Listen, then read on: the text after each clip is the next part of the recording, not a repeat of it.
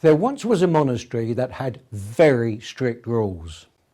The monks took a vow of silence. No one was allowed to speak at all. There was just one exception to this rule.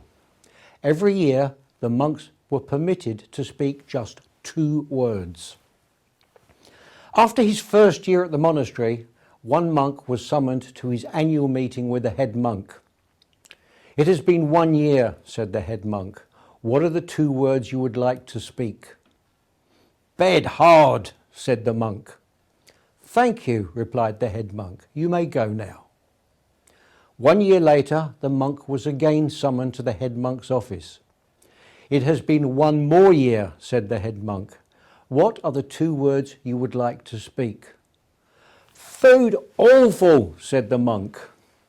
"I see," replied the head monk. "You may go now." Yet another year passed, and the monk once again met with the head monk, who asked, "What are your 2 words now after these 3 years?" "I quit," said the monk. "Well, I can see why," replied the head monk. "All you ever do is complain." You may well be wondering, what has this to do with communication skills? The answer is simply this: the more you say, the less people will remember what you said.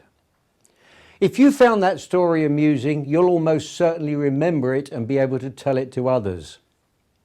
Had each of the 3 conversations between the monk and the head monk been a much longer conversation, you would probably struggle to remember it and most likely not bother. Much the same goes for your communications with your prospects and customers.